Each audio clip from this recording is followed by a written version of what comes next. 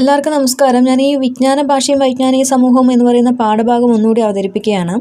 ഒറ്റ വായനയിൽ ഒരുപക്ഷെ പഠിക്കാൻ വളരെ ബുദ്ധിമുട്ടായിട്ട് നിങ്ങൾക്ക് തോന്നുമെങ്കിലും മനസ്സിരുത്തി പാഠഭാഗം 2 തവണ വായിക്കുകയാണെങ്കിൽ വളരെ എളുപ്പത്തിൽ മനസ്സിലാക്കാവുന്ന ഒരു പാഠഭാഗം കൂടിയാണിത്.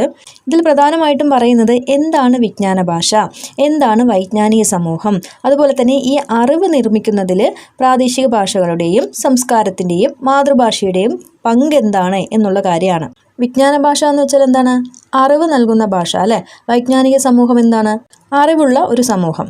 അപ്പോൾ അത്തരത്തിൽ അറിവ് നിർമ്മിക്കുന്നതിൽ മാതൃഭാഷയുടെ പങ്ക് എന്താണ് എന്നുള്ള കാര്യവും ചർച്ച ചെയ്യുന്നു. പാഠഭാഗം വായിക്കുന്ന സമയത്ത് പ്രധാനമായിട്ടും 3 തലക്കെട്ടുകളാണ് നമുക്ക് കിട്ടുക. ഒന്നാമത്തേത് എങ്ങനെ ഒരു ഭാഷ വിജ്ഞാന ഭാഷയായിട്ട് മാറുന്നു, പിന്നെന്താണ് എന്താണ് വൈജ്ഞാനിക സമൂഹം, മൂന്നാമത്തേത് കേരളം വൈജ്ഞാനിക സമൂഹമായിട്ട് മാറണമെങ്കിൽ എന്ത് ചെയ്യണം എന്നുള്ള 3 കാര്യങ്ങൾ. നമുക്ക് പാഠഭാഗത്തിലേക്ക് കടക്കാം. ആദ്യം തന്നെ പറയുന്നത് കേരളം ഇന്ന് ഒരുപാട് മാറിയിട്ടുണ്ട് അല്ലേ. പണ്ട് കാലത്തെ കേരളവും ഇന്നത്തെ കേരളത്തിൻ്റെ സാമൂഹ്യ സ്ഥിതിയും വെച്ച് നോക്കുകയാണെങ്കിൽ ഒരുപാട് മാറ്റങ്ങൾക്ക് ഇന്ന് കേരളം വിധേയമായിട്ടുണ്ട്. ആദ്യകാലങ്ങളിൽ തൊട്ടുകൂടായ്മ, തീണ്ടിക്കൂടായ്മ, അയിത്തം, ജാതീയത, മതങ്ങൾ, അന്ധവിശ്വാസം, അനാചാരങ്ങൾ തുടങ്ങിയ ഒട്ടനവധി പ്രശ്നങ്ങൾ നമ്മുടെ കേരള സമൂഹത്തിൽ നിലനിന്നിട്ടുണ്ടായിരുന്നു. പക്ഷേ ഒരുപാട് നവോത്ഥാന നായകന്മാരുടെയൊക്കെ പ്രവർത്തന ഫലമായിട്ട് ഇന്ന് കേരളം ഒരുപാട് മാറ്റങ്ങൾക്ക് വിധേയമായി. അങ്ങനെ കേരളം മാറാനായിട്ട് അത്തരത്തിലുള്ള ആളുകൾ മുറുകെ പിടിച്ചിട്ടുള്ള കുറച്ച് കാര്യങ്ങളുണ്ട്. 5 കാര്യങ്ങളാണ് പറയുന്നത്. 1 ശാസ്ത്രാവബോധം, ശാസ്ത്രത്തെക്കുറിച്ചുള്ള ബോധം. 2 യുക്തിചിന്ത. യുക്തിചിന്ത എന്ന് വെച്ചാൽ എന്താണ്? നമ്മൾ ലോജിക്കായിട്ട് ചിന്തിക്കുക. മൂന്നാമത്തെ കാര്യം എന്ന് പറയുന്നത് മതനിരപേക്ഷതയാണ്. മതനിരപേക്ഷത എന്ന് വെച്ചാൽ മതത്തെക്കുറിച്ചുള്ള ചിന്തയില്ലാതെ എല്ലാ ജനങ്ങളെയും ഒരുപോലെ കാണുന്ന ഒരു ചിന്താഗതി. പിന്നെയോ സാമൂഹിക നീതി. സാമൂഹിക നീതി എന്ന് വെച്ചാൽ എല്ലാ ജനങ്ങൾക്കും തുല്യനീതി ഉറപ്പാക്കുന്ന വ്യവസ്ഥ. അടുത്തതോ ജനാധിപത്യ മൂല്യങ്ങൾ. ജനങ്ങളെ സംരക്ഷിച്ചുകൊണ്ടുള്ള മൂല്യങ്ങളെ മുറുകെ പിടിച്ചുകൊണ്ട്, അത്തരത്തിലുള്ള 5 കാര്യങ്ങളെ മുറുകെ പിടിച്ചുകൊണ്ടാണ് എന്താണ് കേരളം പുതിയ മാറ്റങ്ങളിലേക്ക് വന്നത്. അത്തരത്തിൽ ഈ 5 കാര്യങ്ങളെ മുറുകെ പിടിച്ചുകൊണ്ട് കേരളം മാറിയെങ്കിലും ഇന്നും കേരളത്തിൻ്റെ സ്ഥിതി ദയനീയം തന്നെയാണ്. ഈ പറഞ്ഞ 5 കാര്യങ്ങൾക്ക് എന്തൊക്കെ കാര്യങ്ങളായിരുന്നു? യുക്തിചിന്ത, മതനിരപേക്ഷത, സാമൂഹിക നീതി, ജനാധിപത്യ മൂല്യങ്ങൾ, പിന്നെ ശാസ്ത്രാവബോധം. ഈ 5 കാര്യങ്ങൾക്ക് ഇന്ന് ഒരുപാട് വെല്ലുവിളികൾ നേരിടേണ്ടി വരുന്നുണ്ട്. നമ്മൾ എത്ര തന്നെ വിദ്യാഭ്യാസം നേടി, സാക്ഷരത നേടി എന്ന് പറഞ്ഞാലും കേരളത്തിൽ ഇപ്പോഴും ഒരുപാട് പ്രശ്നങ്ങൾ നിലനിൽക്കുന്നുണ്ട്. അപ്പോൾ ഇത്തരത്തിലുള്ള വെല്ലുവിളികളെ മാറ്റണമെങ്കിൽ നമ്മൾ എന്ത് ചെയ്യണമെന്നാണ് പറയുന്നത്? ശാസ്ത്രവിജ്ഞാനവും ശാസ്ത്രാവബോധവും വളർത്തി മനുഷ്യരെ ശുഭാപ്തി വിശ്വാസികളാക്കി മാറ്റണം. അതായത് സയൻസിനെ കൂടുതൽ പ്രാധാന്യം കൊടുക്കണം. എല്ലാ മനുഷ്യരും സയൻസിനെ കുറിച്ച് ഒരുപാട് അറിവുള്ളവരായിട്ട് മാറണം. അങ്ങനെ സയൻസിനെ കുറിച്ച് അറിവ് വളരുന്ന സമയത്ത് എന്ത് സംഭവിക്കും? അന്ധവിശ്വാസങ്ങളും അനാചാരങ്ങളും ഒക്കെ മാറിപ്പോവും അല്ലേ. അത്തരത്തിൽ ശാസ്ത്രവിജ്ഞാനവും ശാസ്ത്ര അവബോധവും വളർത്താൻ വേണ്ടിയിട്ട് ഒരുപാട് അറിവിങ്ങനെ നിർമ്മിക്കണം. ആ അറിവ് നിർമ്മിച്ചാൽ മാത്രം പോരാ, പിന്നെയോ അത് പ്രചരിപ്പിക്കുകയും കൂടി ചെയ്യണം, അത് പ്രസരിപ്പിക്കുകയും കൂടി ചെയ്യണം, എല്ലാവരിലേക്കും എത്തിക്കുക കൂടി ചെയ്യണം. അങ്ങനെ മാത്രമേ നമുക്ക് പുതിയൊരു ലോകം സൃഷ്ടിക്കാനായിട്ട് സാധിക്കൂ. ഈ ലോകത്തെ ഒരു വിജ്ഞാന ലോകമായിട്ട് അല്ലെങ്കിൽ വിജ്ഞാന സമൂഹമായിട്ട് അല്ലെങ്കിൽ അറിവുള്ള ഒരു സമൂഹമായിട്ട് മാറ്റേണ്ടത് വളരെ അത്യാവശ്യമുള്ള ഒരു കാര്യമായിട്ട് മാറിയിരിക്കുന്നു. പിന്നീട് പറയുന്നുണ്ട് ഇന്ന് IT മേഖലകൾ കൂടുതൽ വളർന്നു വരുന്നുണ്ട്. ആ വളർച്ച എന്ന് പറയുന്നത് വിജ്ഞാനത്തെ സാർവജനീനമാക്കുക എന്ന് വെച്ചാൽ എല്ലാവരെയും സംബന്ധിച്ചതാക്കുക, അതുപോലെ തന്നെ ജനാധിപത്യവൽക്കരിക്കാനൊക്കെ സഹായിക്കുന്നുണ്ട്. പക്ഷേ ഡിജിറ്റൽ അസമത്വം പെരുകി വരുന്നതായിട്ടും പറയുന്നുണ്ട്. വേറൊരു കാര്യം കൂടി പറയുന്നത് ഇന്ന് കൂടുതൽ അറിവുള്ളത് ആർക്കാണെന്ന് വെച്ചാൽ കൂടുതൽ സമ്പത്തുള്ള രാജ്യങ്ങളിലാണ് എന്നാണ് പറഞ്ഞു വയ്ക്കുന്നത്. അവരെന്താണ് ചെയ്യുന്നത്? അവരുടെ കയ്യിലുള്ള അറിവ് ഉപയോഗിച്ചിട്ട് ഒരുപാട് സമ്പത്തുണ്ടാക്കുന്നു.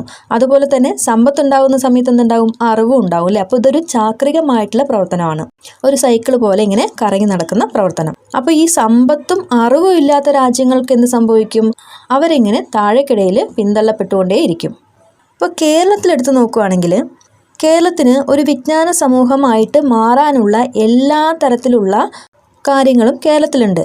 ഉദാഹരണം പറയുകയാണെങ്കിൽ ഉയർന്ന സാക്ഷരതയുണ്ട്, അതുപോലെ തന്നെ ഉന്നത വിദ്യാഭ്യാസ സൗകര്യങ്ങളുണ്ട്, വിദ്യാഭ്യാസത്തോടുള്ള താല്പര്യം എല്ലാവർക്കും ഉണ്ട്, ശക്തമായിട്ടുള്ള സാമൂഹിക സുരക്ഷാ ശൃംഖലകളുണ്ട് കേരളത്തിൽ. പക്ഷേ ഇവയൊക്കെ ഉണ്ടായാലും എന്തും കൂടി വേണം?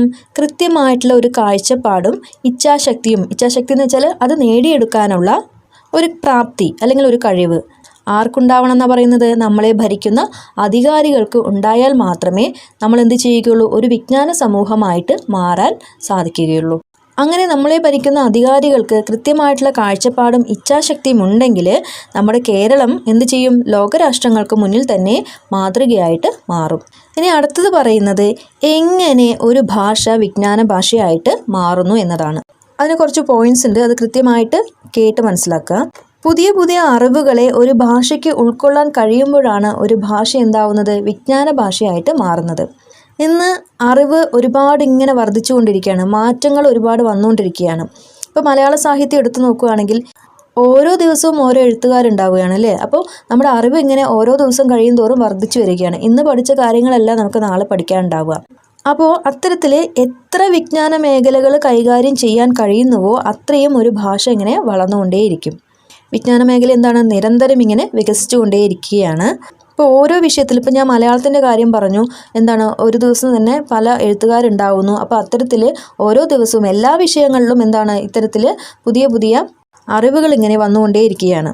പുതിയ വിജ്ഞാന ശാഖകൾ ഇങ്ങനെ രൂപപ്പെട്ടുകൊണ്ടേയിരിക്കുകയാണ്. അപ്പോൾ അങ്ങനെ പുതിയ പുതിയ അറിവുകൾ ഉണ്ടാകുന്ന സമയത്ത് അത് പഠിച്ച് മനസ്സിലാക്കണമെങ്കിൽ നമുക്ക് എന്താണ്, സാധാരണ നമ്മൾ സംസാരിക്കുന്ന ഭാഷ മതിയോ? മതിയാവില്ല അല്ലേ.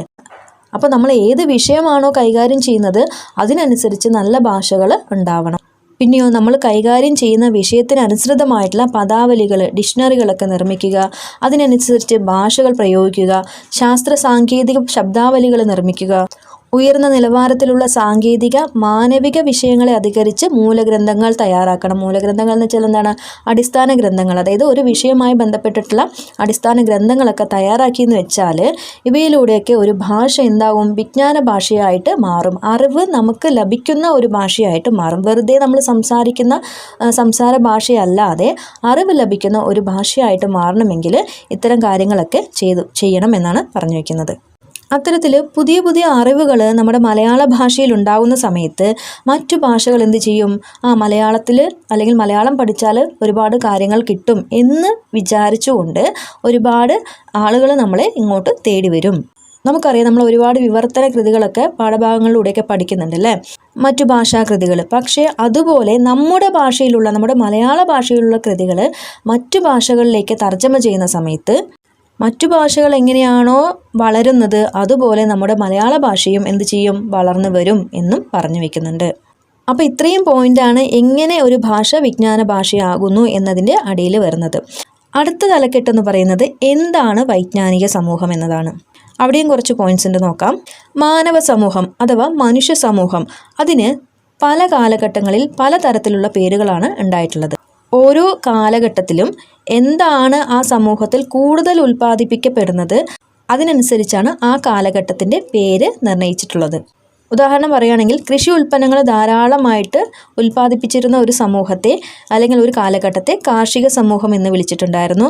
അതുപോലെ തന്നെ വ്യവസായത്തിൽ കുറച്ച് ഉൽപ്പാദനം കൂടിയ സമയത്ത് വ്യാവസായിക സമൂഹം എന്ന് വിളിച്ചിട്ടുണ്ടായിരുന്നു. അതുപോലെ തന്നെ മുതലാളിത്ത സമൂഹം വന്നു. അങ്ങനെ വിജ്ഞാനം ഒരുപാട് ഉൽപ്പാദിപ്പിക്കുന്ന ഒരു കാലഘട്ടത്തെയാണ് വൈജ്ഞാനിക സമൂഹം എന്ന് പറഞ്ഞു വയ്ക്കുന്നത്. അതൊരു തരത്തിൽ മാനവ സമൂഹത്തിൻ്റെ മറ്റൊരു പേരുകൂടിയാണ്. ഇന്ന് നമുക്കറിയാം അറിവിൻ്റെ ഉൽപ്പാദനം കൂടിക്കൂടി വരികയാണ് അല്ലേ. ഇന്ന് ഒരുപാട് വേഗത്തിലും വലിയ തോതിലും ഒക്കെ എന്താണ് വിജ്ഞാന മേഖലകൾ ഇങ്ങനെ വർദ്ധിച്ചു വരുന്നു. AI, robotics, genomics, nano technology തുടങ്ങിയവ മനുഷ്യരെ ഇങ്ങനെ മാറ്റിക്കൊണ്ടേയിരിക്കുകയാണ്. 1970 മുതലാണ് സമകാലിക സമൂഹത്തെ എന്ത് വിളിക്കുന്നത്, അല്ലെങ്കിൽ നമ്മുടെ ഇന്നത്തെ സമൂഹത്തെ വൈജ്ഞാനിക സമൂഹം എന്ന് വിളിക്കാൻ തുടങ്ങിയത്. 1980കളോടുകൂടി അത് വ്യാപകമായിട്ട് മാറി. അപ്പം നമ്മുടെ സമൂഹം ഇന്ന് അറിയപ്പെടുന്നത് എന്താണ്? വൈജ്ഞാനിക സമൂഹം എന്നാണ്. കാരണം എന്താണ്? വിജ്ഞാനമാണ് ഇന്ന് കൂടുതൽ ഉൽപ്പാദിപ്പിക്കപ്പെടുന്നത്. അതുകൊണ്ടാണ് വൈജ്ഞാനിക സമൂഹം എന്ന് അറിയപ്പെടുന്നത്. ഈ വൈജ്ഞാനിക സമൂഹം എന്ന് പറയുന്നത് ശാസ്ത്ര സാങ്കേതിക രംഗത്തെ പുരോഗതികൾ കൊണ്ട് പ്രചോദിതമാകുന്നതും അതുപോലെ തന്നെ നമ്മുടെ സംസ്കാരം, നമ്മുടെ ഭാഷ തുടങ്ങിയ നിരവധി ഘടകങ്ങളെ ഉൾക്കൊള്ളുന്നതുമാണ്. വൈവിധ്യം കൊണ്ടും ശേഷി കൊണ്ടും അത് പരിപോഷിപ്പിക്കപ്പെടുന്നു. അപ്പോൾ വൈജ്ഞാനിക സമൂഹം എന്താണെന്ന് മനസ്സിലായില്ലേ? അടുത്തത് വൈജ്ഞാനിക സമൂഹത്തിൽ നടക്കുന്ന കാര്യങ്ങൾ എന്തൊക്കെയാണെന്നാണ് ചർച്ച ചെയ്യുന്നത്. അവിടെ ഈ വൈജ്ഞാനിക സമൂഹത്തിൽ നിരന്തരം എല്ലാ സമയത്തും എന്താണ് അറിവ് ഇങ്ങനെ ഉൽപ്പാദിപ്പിച്ചുകൊണ്ടേയിരിക്കുന്നു. ഉൽപ്പാദിപ്പിക്കുക മാത്രമല്ല അതിൻ്റെ പ്രസരണവും എല്ലാവരിലേക്കും എത്തിക്കുന്ന ഒരു രീതിയും നടന്നുകൊണ്ടിരിക്കുന്നു. അങ്ങനെ നമ്മൾ നിർമ്മിച്ചിട്ടുള്ള അറിവ് മറ്റുള്ളവരിലേക്ക് പകർന്നു കൊടുക്കുമ്പോഴാണ് അതിന് കൂടുതൽ എന്തുണ്ടാകുക? ഫലം ഉണ്ടാകുക അല്ലേ. നമ്മൾ പണ്ട് പറയാറുണ്ട്, നമ്മൾ പഠിച്ച കാര്യങ്ങൾ മറ്റുള്ളവരിലേക്ക് എത്തിക്കുമ്പോഴാണ് നമ്മൾ പഠിച്ചതിനൊരു അർത്ഥം ഉണ്ടാവുക എന്നത്. അങ്ങനെ അറിവ് പ്രസരിക്കുന്ന സമയത്ത് എന്ത് സംഭവിക്കും? ജനജീവിതം ഒന്നുകൂടി മെച്ചപ്പെടും. അങ്ങനെ നമ്മുടെ പഴയ അറിവും പുതിയ അറിവും കൂടി സമന്വയിപ്പിച്ചുകൊണ്ട് നാടിൻ്റെ സാമൂഹികവും രാഷ്ട്രീയവും സാമ്പത്തികവുമായിട്ടുള്ള പുരോഗതി ഉറപ്പുവരുത്തുവാനും മറ്റും കഴിവുള്ള ഒന്നിനെയാണ് നമ്മൾ എന്ത് വിളിക്കുന്നത്? വൈജ്ഞാനിക സമൂഹം എന്ന് വിളിക്കുന്നത്. നോക്കുക, നമുക്കിന്ന് അഭിപ്രായ പ്രകടനത്തിനുള്ള സ്വാതന്ത്ര്യമുണ്ട്, വിദ്യാഭ്യാസത്തിനുള്ള അവകാശമുണ്ട്, സമൂഹത്തിൻ്റെ സാംസ്കാരിക ജീവിതത്തിൽ സ്വതന്ത്രമായിട്ട് പങ്കുചേരാനുള്ള അവകാശമുണ്ട്. ഈ 3 കാര്യങ്ങൾ കൊണ്ട് തന്നെ എന്താണ്, പഴയ സമൂഹത്തിൽ നിന്ന് പുതിയ സമൂഹം, വിവര സമൂഹം മാറി നിൽക്കുന്നു എന്ന് യുനെസ്കോ അഭിപ്രായപ്പെടുന്നുണ്ട്. നമുക്ക് കിട്ടിയ വിവരങ്ങൾ ഉപയോഗിച്ചുകൊണ്ട് മനുഷ്യ പുരോഗതിക്ക് വേണ്ടിയിട്ട് അറിവ് നിർമ്മിക്കുക, ആ അറിവിനെ പ്രയോഗിക്കുക, പിന്നെ ഉൽപ്പാദിപ്പിക്കുക, അതിനെ ക്രമീകരിക്കുക, പരിവർത്തിപ്പിക്കുക എന്ന് വെച്ചാൽ മാറ്റം വരുത്തുക, പിന്നെ അതിനെ പ്രസരിപ്പിക്കുക, എല്ലാവരിലേക്കും എത്തിക്കുക. ഇങ്ങനെയുള്ള കഴിവുകളെല്ലാം ഉള്ളവയെയാണ് വൈജ്ഞാനിക സമൂഹം എന്ന് പറഞ്ഞു വയ്ക്കുന്നത്. ആര് പറഞ്ഞു വയ്ക്കുന്നത്? യുനെസ്കോ പറഞ്ഞു വയ്ക്കുന്നത് കേട്ടോ. പിന്നെ ഒരു 4 പോയിൻറ്സും കൂടി പഠിക്കണം. ബഹുത്വം, കൂട്ടിച്ചേർക്കൽ, ഐക്യപ്പെടൽ, പങ്കാളിത്തം. ഇതിങ്ങനെ തന്നെ പഠിച്ചു വെക്കണേ. ഈ 4 കാര്യങ്ങൾ ഉൾക്കൊള്ളുന്ന ഒരു കാഴ്ചപ്പാട് എന്തിനു വേണം? ഇവയ്ക്ക് വേണമെന്ന് വൈജ്ഞാനിക സമൂഹങ്ങളിലേക്ക് എന്ന് പറയുന്ന യുനെസ്കോ രേഖ അടിവരയിട്ട് പറയുന്നു. എന്തൊക്കെ കാര്യങ്ങൾ? ബഹുത്വം, കൂട്ടിച്ചേർക്കൽ, ഐക്യപ്പെടൽ, പങ്കാളിത്തം. യുനെസ്കോ ഒന്നുകൂടി പറയുന്നുണ്ട്, ഭാഷകളുടെ പ്രശ്നത്തെ കൂടി അഭിസംബോധന ചെയ്തേ വിജ്ഞാന നിർമ്മിതി സാധ്യമാകൂ എന്ന കാര്യം കൂടി.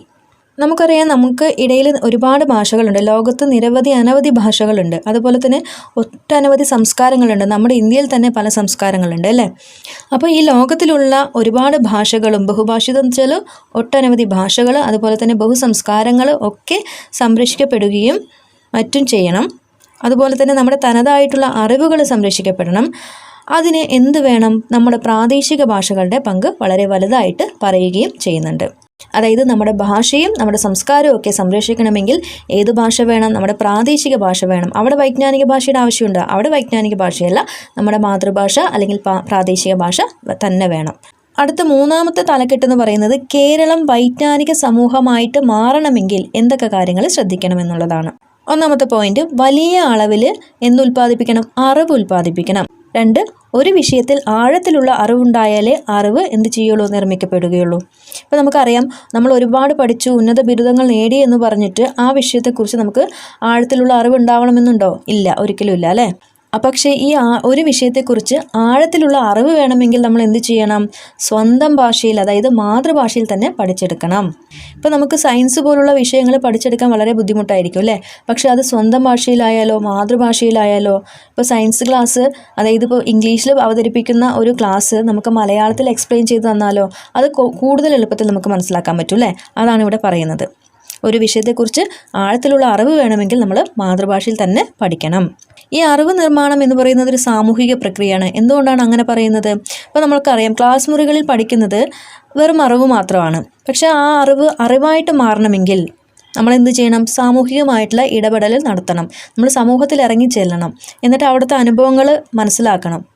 നമ്മൾ പഠിച്ച കാര്യങ്ങൾ നമ്മൾ പുറത്തു പോയിട്ട് പ്രയോഗിച്ച് നോക്കണം. എങ്കിൽ മാത്രമേ നമുക്ക് ക്ലാസ് മുറികളിൽ നിന്ന് കിട്ടിയിട്ടുള്ള അറിവുകൾ കൊണ്ട് വല്ല ഗുണവും ഉണ്ടാകുള്ളൂ. അങ്ങനെ സാധ്യമാകണമെങ്കിൽ സമൂഹത്തിൻ്റെ ഭാഷയിലൂടെ മാത്രമേ അത് സാധ്യമാകുകയുള്ളൂ. ഇവിടെയാണ് മാതൃഭാഷയുടെ പ്രാധാന്യത്തെക്കുറിച്ച് വ്യക്തമാകുന്നത്. അപ്പോൾ അത്തരത്തിൽ പുതിയ തരത്തിലുള്ള അല്ലെങ്കിൽ ആധുനിക വിജ്ഞാന മേഖലകളെ, അറിവിൻ്റെ മേഖലകളെ കൈകാര്യം ചെയ്യാൻ കഴിയും വിധത്തിൽ എന്ത് ചെയ്യണം? നമ്മുടെ മലയാള ഭാഷയെ മാറ്റണം എന്ന് പറഞ്ഞുകൊണ്ടാണ് ഈ പാഠഭാഗം അവസാനിപ്പിക്കുന്നത്. അപ്പോൾ നിങ്ങൾക്കിത് ഒരുപാട് കഷ്ടമുള്ള പാഠഭാഗമൊന്നുമല്ല. 2 തവണ വായിച്ച് കൃത്യമായിട്ട് മനസ്സിലാക്കാൻ പറ്റും. ഇല്ലെങ്കിൽ പോയിൻറ്റ്സ് ആക്കിയിട്ട് നമ്മൾ നോട്ടിൽ എഴുതി പഠിക്കുകയാണെങ്കിൽ ഇത് ഒരു പോയിൻ്റ് പോലും വെക്കാതെ പഠിക്കേണ്ട ഒരു പാഠഭാഗം തന്നെയാണ്. അപ്പോൾ പോയിൻറ്റ്സ് ആക്കിയിട്ട് കൃത്യമായിട്ട് എഴുതി പഠിച്ചാൽ നമുക്ക് എളുപ്പത്തിൽ ഇത് മനസ്സിലാക്കാൻ പറ്റുന്ന പാഠഭാഗം തന്നെയാണ്. അപ്പോൾ എല്ലാവരും ക്ലാസ് കാണുക. എല്ലാവർക്കും വിജയാശംസകൾ.